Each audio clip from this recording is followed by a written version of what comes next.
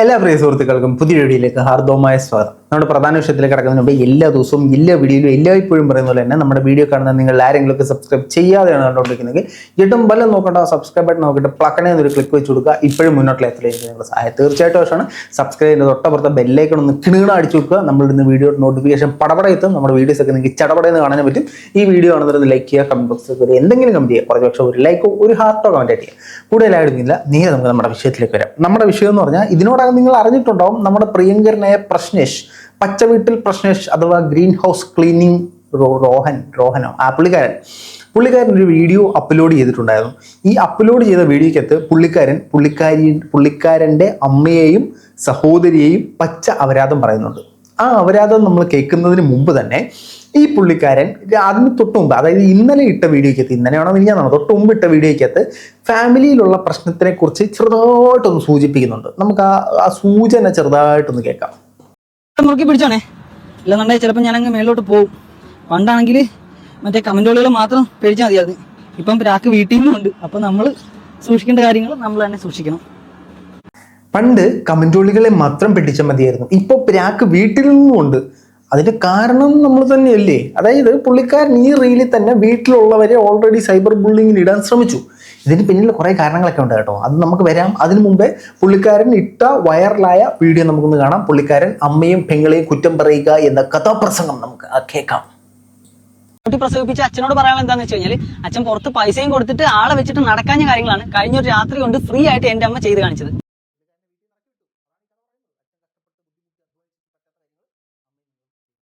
അനിയത്തി ഡിഗ്രി കഴിഞ്ഞപ്പോഴത്തേക്കും എൻ്റെ കൂടെ ഗ്രീൻ ഹൗസിൽ വരുന്നു പറഞ്ഞു. ഞാൻ പറഞ്ഞു ഓക്കെ, നീ വരുന്നെങ്കിൽ വന്നു. ഇതിനകത്തുനിന്ന് ഞാൻ സോഷ്യൽ മീഡിയയുടെ കാര്യങ്ങളും സോഷ്യൽ മീഡിയയിൽ എങ്ങനെയാണ് നമ്മുടെ കാര്യങ്ങൾ സംസാരിക്കാനുള്ള കോൺഫിഡൻസ് ഉണ്ടാക്കേണ്ടതെന്നൊക്കെ പഠിപ്പിച്ചു തരാന്ന് പറഞ്ഞു. അതൊക്കെ ഞാൻ പ്രോപ്പർ ആയിട്ട് തന്നെ സെറ്റ് ചെയ്തു. പഠിക്കാനും പോകാണ്ട് പണിയെടുക്കാണ്ട് വീട്ടിൽ കുത്തിയിരുന്ന അപ്പുറത്തും ഇപ്പുറത്തൊക്കെ ബോയ്സിനെ ഫോൺ വിളിച്ചിരുന്ന അനിയത്തിക്ക് ഞാൻ പറഞ്ഞു, സ്വന്തം പെങ്ങളെ കുറിച്ചല്ലേ പറഞ്ഞേ? ഡിഗ്രി കഴിഞ്ഞ് പഠിക്കാതെ അപ്പുറത്തും ഇപ്പുറത്തും ചെറുക്കന്മാരോട് ഫോണും വിളിച്ച് സംസാരിച്ച് സ്വന്തം പെങ്ങളെ നല്ല ചേട്ടൻ, മാതൃകാ ചേട്ടനായിട്ട് ഈ ചേട്ടനെ നമുക്ക് പ്രഖ്യാപിക്കണം. അതായത് ആദ്യം ഈ പുള്ളിക്കാരൻ തുടക്ക സമയത്ത് തൻ്റെ പിതാവിനെ കുറ്റം പറഞ്ഞ് സമൂഹ മാധ്യമത്തിലേക്ക് കടന്നു വന്നു. അതിനുശേഷം കമന്റോളികളെ കുറ്റം പറഞ്ഞ് ഇദ്ദേഹം കടന്നു വന്നു. അതിനുശേഷം ഇദ്ദേഹം പോകുന്ന വഴിയിലൂടെ കാണുന്ന പട്ടിയെയും പൂച്ചയും കാക്കയും കടകളിലെയും ഷോപ്പിൽ നിൽക്കുന്ന സെയിൽസ്മാനെയും തിന്നുന്ന ഫുഡിനെയും എല്ലാം കുറ്റം പറഞ്ഞു. അതിനുശേഷം എണ്ണയെയും പലഹാരങ്ങളെയും കട്ടിംഗ് ബോർഡിന് വരെ ഇദ്ദേഹം കുറ്റം പറഞ്ഞു ഈ നാട്ടിലുള്ള സകലമാന പ്രപഞ്ചത്തിലെ എല്ലാത്തിനും കുറ്റം പറഞ്ഞ് തീർന്നു കഴിഞ്ഞപ്പോൾ പുള്ളിക്കാരൻ്റെ പെങ്ങളെ കുറ്റം പറഞ്ഞു, ശേഷം അമ്മയെ കുറ്റം പറയുന്നുണ്ട്. അതുകൊണ്ട് നമുക്ക് കേൾക്കാം. ബേസിക്കലി നമ്മൾ ഈ വീഡിയോ എടുക്കാനുള്ള കാരണം, ഞാൻ ഈ പ്രശ്നേഷിൻ്റെ കണ്ടന്റ് അധികമൊന്നും ചെയ്തിട്ടില്ല, ചുരുക്കം ചില ചെയ്തത്. ആദ്യം ഈ പുള്ളിക്കാരൻ ട്രെൻഡിങ് ഒക്കെ ആവുന്നതിന് മുമ്പേ, റിയാക്ഷൻ ഒക്കെ ചെയ്യുന്നതിന് മുമ്പേ ഞാൻ ഇദ്ദേഹത്തിൻ്റെ വീഡിയോ ചെയ്യാനായിട്ട് ഇദ്ദേഹത്തിന് തന്നെ ഞാൻ ഒരു മെസ്സേജ് അയച്ചു. അണ്ണാ നമ്മൾ ചെയ്തോട്ടെ, അണ്ണ പ്രശ്നം ഉണ്ടെന്ന്. അണ്ണ മൈൻഡ് ചെയ്തില്ല. അത് കഴിഞ്ഞപ്പോൾ ആൾക്കാർ എടുത്തിട്ട് ഊക്കി വിട്ട് അണ്ണ ഏറി കയറി. പക്ഷെ ഞാൻ അന്നൊരു മര്യാദയ്ക്ക് മാത്രമേ ചേട്ടനെ ട്രോൾ ചെയ്തിട്ടുള്ളൂ. ഞാൻ അമിതമായിട്ട് എടുത്തിട്ടില്ല. അതിന് കാരണം ചേട്ടൻ ഏറെ കയറാൻ വേണ്ടി, ട്രോൾ കിട്ടാൻ വേണ്ടി മനഃപൂർവ്വം ചെയ്യുന്ന കാര്യങ്ങളാണെന്ന് മനസ്സിലായതുകൊണ്ടാണ് പിന്നെ ഞാൻ എൻ്റെ വാല പിടിക്കാൻ. ഇതിൻ്റെ കാര്യം പറയട്ടോ, അമ്മയെ കുറ്റം പറഞ്ഞേക്കട്ടെ. ഇങ്ങനെ ഇരുന്നിട്ട് കാര്യമൊന്നുമില്ല, നിനക്ക് ഇഷ്ടമുള്ള കാര്യങ്ങൾ ചെയ്തോ. പക്ഷെ അതിന്റെ കൂട്ടത്തിൽ നിന്റെ കാലിൽ നിന്നിട്ട് വേണം നീ ഓരോ കാര്യങ്ങൾ ചെയ്യാൻ. അതായത് സ്വന്തം കാലിൽ നിൽക്കാൻ ആദ്യം പഠിക്കുക. അല്ലെന്നുണ്ടെങ്കിൽ ജീവിതത്തിൽ രക്ഷപ്പെടാൻ പോലെന്ന് പറഞ്ഞപ്പോഴത്തേക്കും ഞാൻ അനിയത്തിയെ കണ്ടുകൂടാത്തവനായി, ഞാൻ ഇപ്പൊ അമ്മയെ കണ്ടുകൂടാത്തവനായി, അതുപോലെ അമ്മയ്ക്ക് ഞാൻ പ്രശ്നേഷായി, ഞാൻ എന്റെ ഭാര്യയെ കല്യാണം കഴിച്ചോടുകൂടി മാറിപ്പോയി. അമ്മയ്ക്കും ഞാൻ പ്രശ്നേഷായി മാറി. പുള്ളിക്കാരൻ വീട്ടിലിങ്ങനെ ഇരിക്കുകയാണ്. അപ്പോൾ ഫുഡ് കൊണ്ട് മുമ്പിലോട്ട് വെക്കും. നല്ല ഇഡ്ഡലിയും സാമ്പാറും അങ്ങോട്ട് എടുത്തിട്ട് ആഹാ കറക്റ്റ് പാകം, അല്ലെങ്കിൽ അമ്മേ ഉപ്പ് കൂട്ടിപ്പോയി, അമ്മേ തക്കാളിയുടെ അളവ് കൂട്ടിപ്പോയി എന്നൊക്കെ പറഞ്ഞു കഴിഞ്ഞാൽ പിന്നെ അമ്മ പ്രശ്നേഷ് എന്നല്ലാതെ പിന്നെ പറ. പണ്ട് എന്റെ അച്ഛൻ ഒരു എക്സ്ട്രാ മാരിറ്റൽ അഫയർ തുടങ്ങിയ സമയത്ത് എന്റെ അമ്മയ്ക്ക് ഒരുപാട് ബുദ്ധിമുട്ടായ സമയത്ത് അമ്മ എന്തൊക്കെ സംസാരിച്ചു ഇതിനെങ്ങനെയും ഒരു സൊല്യൂഷൻ കണ്ടെത്താനായിട്ട്. അങ്ങനെയാണ് ഞാൻ അച്ഛന്റെ കാര്യത്തിൽ ഇടപെട്ട് കാര്യങ്ങളൊക്കെ ഡീൽ ചെയ്യാൻ നോക്കി. അങ്ങനെയാണ് അച്ഛൻ കാളാത്ത് എന്ന് പറയുന്ന സ്ഥലത്ത് നിന്ന് ഒരു ഗുണ്ടയും കൊണ്ട് വീട്ടിലോട്ട് വന്നത്. പക്ഷെ അന്ന് ഞാൻ കുറച്ചുകൂടെ കണ്ണിങ് ആയതുകൊണ്ടും അച്ഛനുമായിട്ട് ഭയങ്കര ഇമോഷണൽ ബോണ്ട് അല്ലാത്തതുകൊണ്ടും എന്റെ ആരോഗ്യം നോക്കി നിന്നു. അന്ന് അടിയൊന്നും കിട്ടാണ്ട് രക്ഷപ്പെട്ടു. ഇതിനകത്ത് ഈ ഒരു ഭാഗം കണ്ടപ്പോഴത്തേനും ഞാൻ ഇതിൻ്റെ കമൻറ്റ് സെക്ഷനിലേക്ക് കടന്നു പോയപ്പോൾ അതിനകത്ത് ഞാനൊരു കമൻറ്റ് കണ്ടു, സുഹൃത്തുക്കളെ, അവിഹിതം ബാക്ക്ഗ്രൗണ്ട് മ്യൂസിക് ഇട്ട് കേൾപ്പിച്ച ആദ്യത്തെ വ്യക്തിയെന്ന്. സംഭവം സത്യമല്ലേ? അവിടെ അങ്ങനെ ഒരു ബാക്ക്ഗ്രൗണ്ട് മ്യൂസിക്കിൻ്റെ കാര്യമുണ്ടോ? നമ്മൾ റീച്ചിനാണ് ശ്രമിക്കുന്നത് എന്നുള്ളതിൻ്റെ വ്യക്തമായ തെളിവാണിത്. മറ്റു ചില കമൻറ്റുകൾ കണ്ടു, ആ ഒരു സംശയം നമുക്കും ഇല്ല. ബ്രോയുടെ കാറ് മറന്ന സമയമായി, അടുത്ത് എങ്ങനെയാ ഫോർച്യൂണറാണോ ലക്ഷ്യം വെക്കുന്നത്? ഏത് മനസ്സിലായോ? അതിനൊക്കെയുള്ള സാധ്യതകളുണ്ട്. ഈ പുള്ളിക്കാരൻ്റെ തലച്ചോറ് ചില്ലറ തലച്ചോറൊന്നും അല്ല. ഈ പുള്ളിക്കാരൻ്റെ നെഗറ്റീവ് എങ്ങനെ ഉണ്ടാക്കണമെന്നും അതിനെ എങ്ങനെ മാർക്കറ്റ് ചെയ്യണമെന്നും അതിലൂടെ എങ്ങനെ വൈറലാകണമെന്നും എല്ലാം അറിയാം. അപ്പോൾ പുള്ളിക്കാരൻ ഇത് മനഃപൂർവ്വം ചെയ്താണോ അതോ യാദൃശ്ചികമായി ചെയ്താണോ എന്ന് അറിയില്ല. ഇന്നത്തെ സംഭവിക്കാൻ പോകുന്നത് അനിയത്തിയെ കുറ്റം പറഞ്ഞേ ഇനി അനിയത്തി ഒരു ചാനൽ ഒരു എക്സ്പ്ലനേഷനായിട്ട് വരും. അപ്പോൾ അനിയത്തിയുടെ ചാനൽ കുറേ തിരിച്ചു പോകും. അപ്പോൾ ചേട്ടൻ കുറേ ഇതാണ് നമ്മുടെ ഫാമിലി വ്ളോഗേഴ്സിൻ്റെ കണ്ടു നിൽക്കുന്ന ഒരു പാറ്റേൺ ഓഫ് ചാനൽ ഗ്രോത്ത് ടെക്നിക്കാണിത്. പക്ഷേ ഇദ്ദേഹത്തിൻ്റെ ഫാമിലി ചാനൽ അല്ലല്ലോ, ഇദ്ദേഹത്തിൻ്റെ മറ്റേ ക്ലീനിങ് ഇല്ലയോ. പക്ഷെ അമ്മയുടെ എനിക്ക് ഒരു ഇമോഷണൽ കണക്ഷൻ കൂടുതലായതുകൊണ്ട് കഴിഞ്ഞ ദിവസം അമ്മയും അനിയത്തിയും കൂടെ എന്നെ വീട്ടിലോട്ട് വിളിച്ചിട്ട് അവിടുന്ന് ആളെയൊക്കെ വെച്ച് കൂട്ടി അങ്ങനെ അപ്പുറത്തും ഇപ്പുറത്തുള്ള ഗുണ്ടന്മാരും കുട്ടികളൊക്കെ കൂടെ നല്ല രീതിയിൽ ഞങ്ങളെ കൈയേറ്റം ചെയ്ത് വണ്ടിയൊക്കെ അടിച്ചു പൊളിക്കാനൊക്കെ നോക്കി. അങ്ങനെ സത്യം പറഞ്ഞാൽ ഇപ്പം വീട്ടിലോട്ടൊന്ന് കയറാൻ പറ്റാത്ത അവസ്ഥയാണ്. എനിക്കിപ്പോൾ വീടുമില്ല കൂടുമില്ല, സ്വന്തക്കാരും ബന്ധുക്കാരും ആരുമില്ല.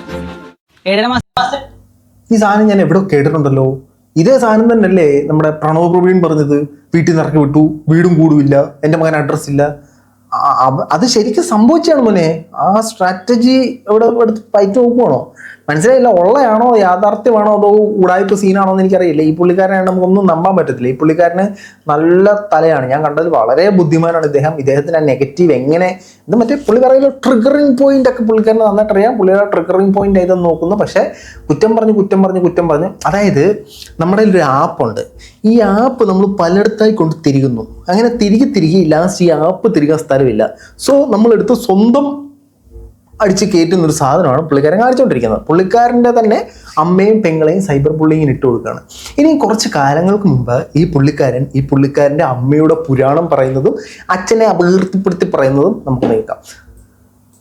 വലിയ അച്ഛനും വലിയച്ഛനും കൂടെ നിന്ന് കള്ളുപിടിക്കുന്നതും കുളിച്ചിലൊക്കെ കഴിയുമ്പോഴത്തേക്ക് രണ്ടുപേരും കൂടെ തല്ലുകൂടുന്നതൊക്കെ കുട്ടിക്കാലത്ത് സ്ഥിരം കാഴ്ചകളായിരുന്നു. അങ്ങനെ മിക്കപ്പോഴും ഈ പ്രശ്നങ്ങളെല്ലാം ചെന്ന് നിൽക്കുന്നത് ആലപ്പുഴ സൗത്ത് പോലീസ് സ്റ്റേഷനിലും കുതിരപ്പന്തി പാർട്ടി ഓഫീസിന് മുന്നിലൊക്കെയാണ്. വളരെ ചെറിയ പ്രായത്തിൽ തന്നെ പാർട്ടി ഓഫീസുകളും പോലീസ് സ്റ്റേഷനിലും കയറേണ്ടി വരുന്ന സാഹചര്യങ്ങൾ ഒരു കുട്ടിയുടെ മനസ്സിനെ സ്വാധീനിക്കുന്നത് വളരെ മോശമായ രീതിയിലാണ്. ഒരു ദിവസം അലക്കിട്ടുന്ന തുണി എടുത്തുകൊണ്ട് അമ്മയുടെ കൈ അച്ഛൻ പണിയാതം വെച്ച് തല്ലിയൊടിച്ചത് എന്റെ കൺമുന്നിൽ വെച്ചായിരുന്നു. ഞാൻ 3ാം ക്ലാസ്സിൽ പഠിക്കുന്ന സമയത്ത് യാതൊരു പ്രകോപനവും ഇല്ലാണ്ടുണ്ടായ അച്ഛന്റെ ഈ അപ്രതീക്ഷിത ആക്രമണത്തിലൊന്നും നിലവിളിക്കാൻ പോലും പറ്റാണ്ട് അമ്മ അവിടെ ഇരുന്ന് പോവുകയാണ് ഉണ്ടായത്. കളിയും ചിരിയായിട്ട് സന്തോഷത്തോടെ കടന്നുകൊണ്ട് കുട്ടികൾ എന്റെ ലൈഫിൽ കടന്നുപോയത് ഇതുപോലെയുള്ള ഭയാനകമായ ഓർമ്മകളിലൂടെയാണ്. കള്ളുകുടിയുള്ള പ്രക്രിയ അന്ധമായിട്ട് പ്രോത്സാഹിപ്പിച്ചുകൊണ്ട് ഖജനാവ് നിറയ്ക്കുന്ന നമ്മുടെ കൊച്ചു കേരളത്തിൽ എന്നെ പോലുള്ള കള്ളുകുടിയന്മാരുടെ മക്കളുടെ കണ്ണീരിൽ വലിയ വിലയില്ലെന്ന്. പണവും പവറും ഇല്ലെങ്കിൽ നീതി കിട്ടാത്ത നമ്മുടെ നാട്ടിൽ സ്വന്തം ഭർത്താവിന്റെ കൊടും ക്രൂരതകൾ അതിജീവിച്ചുകൊണ്ട് മക്കൾക്ക് വേണ്ടി പോരാടിയ എന്റെ അമ്മയാണ് എന്റെ ഇൻസ്പിറേഷൻ. ഒരു ചെറിയ ഗ്രാമത്തിൽ പിറന്നതുകൊണ്ട് തന്നെ ഒരുപാട് വലിയ സ്വപ്നങ്ങളൊന്നും കാണാതെ വളർന്ന് ഒരു കള്ളുകൂടിയെ കല്യാണം കഴിക്കേണ്ടി വന്നു. ഒറ്റപ്പെടുത്തലുകൾക്കും കുത്തുവാക്കൾക്കും മുന്നിൽ തളർന്നു കൊടുക്കാതെ മക്കൾക്ക് വേണ്ടി പോരാടിയ ഈ അമ്മയുടെ ആശയാണ് എന്റെ വാശി.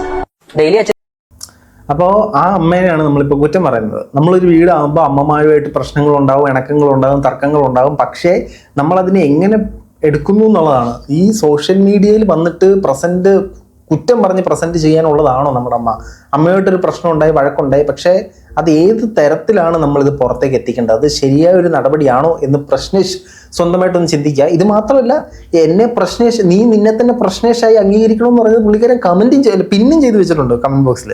അതിനിപ്പോൾ കളിയാക്കിയതെന്ന് മനസ്സിലായില്ലയോ, അതോ പുള്ളിക്കാരൻ അത് ക്രെഡിറ്റ് ആയിട്ട് എടുത്താണോ, അതോ പുള്ളിക്കാരൻ സ്വന്തമായിട്ട് പ്രശ്നേഷം അക്സെപ്റ്റ് ചെയ്താണോ എന്നൊന്നും എനിക്ക് മനസ്സിലായിട്ടില്ല. നമുക്ക് ഏതായാലും ഇദ്ദേഹത്തിൻ്റെ അനിയത്തി ഈ ഫീൽഡിലേക്ക് ഇറങ്ങണമെന്ന് ആഗ്രഹിച്ചപ്പോൾ ഈ പുള്ളിക്കാരൻ അനിയത്തി വിളിച്ചു, മളെ സോഷ്യൽ മീഡിയയിൽ ഇങ്ങനെയൊക്കെ പെരുമാറണം മളെ എന്ന് പറഞ്ഞിട്ട് സോഷ്യൽ മീഡിയയിലേക്ക് ഇറക്കി. ആ സോഷ്യൽ മീഡിയയിലേക്ക് ഇറക്കിയ സമയത്ത് പുള്ളിക്കാരി കൂടെ നിന്ന് അധ്വാനിച്ചത് നമുക്കൊന്ന് കാണാം. ലിക്വിഡ് എടുത്തിട്ടുണ്ട്.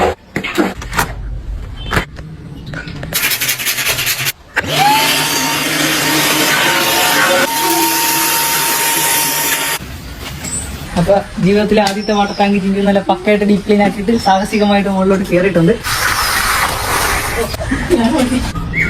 അങ്ങനെ ഒഴിക്കുന്നു.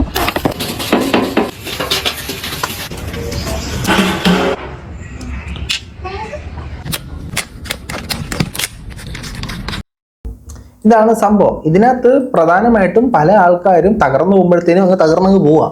പക്ഷെ ഈ പുള്ളിക്കാരൻ സ്വന്തം ബലം കൊണ്ട് അധ്വാനിച്ച് കയറി വന്നതിൽ അതിയായ സന്തോഷമുണ്ട്.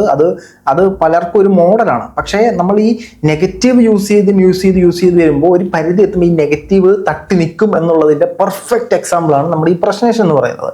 പുള്ളിക്കാരൻ നെഗറ്റീവിലൂടെ ഭയങ്കര ഫെയിം ഉണ്ടാക്കി ഭയങ്കരമായിട്ട് കത്തിക്കയറി. അപ്പോൾ സ്വാഭാവികമായിട്ടും ഇദ്ദേഹത്തിനെ ആൾക്കാർ നെഗറ്റീവായിട്ട് കാണാൻ തുടങ്ങി. ഇദ്ദേഹത്തിൻ്റെ വർക്കുകൾ കുറഞ്ഞു തുടങ്ങി. ഇദ്ദേഹം ഇടയ്ക്ക് പൈസ ഇല്ലാത്തതുകൊണ്ട് ബൈക്ക് വിൽക്കണമെന്നൊരു നിലവാരത്തിൽ വരെ എത്തിച്ചേർന്നു. ഇപ്പോൾ നെഗറ്റീവ് വിൽക്കുന്ന പല ആളുകളും ഇദ്ദേഹത്തിന് ഒരു മോഡലാക്കി എടുത്തു കഴിഞ്ഞാൽ കൊള്ളാം. ഏതായാലും ഇദ്ദേഹത്തിൻ്റെ കുടുംബത്തിൽ ഇത്തരത്തിലൊരു പ്രശ്നങ്ങളുണ്ടെങ്കിൽ ഇദ്ദേഹം തന്നെ അത് സെറ്റിലാക്കുമെന്ന് ചിന്തിക്കുന്നു. ഇത് കുറ്റം പറഞ്ഞു ഇതിനെ നമുക്ക് 2 തരത്തിലെടുക്കാം. ഒന്ന്, ഈ പുള്ളിക്കാരൻ കുറ്റം പറഞ്ഞ് നമ്മൾ ആദ്യം പറഞ്ഞ പോലെ ആപ്പ് സ്വന്തമായിട്ട് കുത്തിത്തിരികെ വെച്ചു. അല്ലാത്ത പക്ഷം ഇത് ഈ പറഞ്ഞ പോലെ തന്നെ പുതിയൊരു ഫോർച്യൂണർ ഈസ് ലോഡിങ് എന്നാണ് എനിക്ക് തോന്നുന്നത്. ഏതായാലും നിങ്ങളുടെ അഭിപ്രായം തീർച്ചയായിട്ടും കമന്റിൽ രേഖപ്പെടുത്തുക. അമ്മയും പെങ്ങളെയും കുറ്റം പറഞ്ഞുകൊണ്ടുള്ള അച്ഛനെയും കുറ്റം പറഞ്ഞുകൊണ്ടുള്ള കൂടുതൽ വീഡിയോകൾ പോരട്ടെ. നമുക്കും റിയാക്ഷനുള്ള ടോപ്പിക് കിട്ടും. അവരുടെ മറുപടി വീഡിയോ പോരട്ടെ. ഇപ്പം നമ്മൾ ഇദ്ദേഹത്തിൻ്റെ സൈഡ് മാത്രമല്ലേ ആയിട്ടുള്ളൂ. അവരുടെ സൈഡിൽ നമ്മൾ അറിയണമല്ലോ, നമ്മൾ ബാധ്യസ്ഥരാണത്. അപ്പം അതും നമുക്കറിയാം, എല്ലാം നമുക്കറിയാം. സന്തോഷമായിട്ടിരിക്കട്ടെ.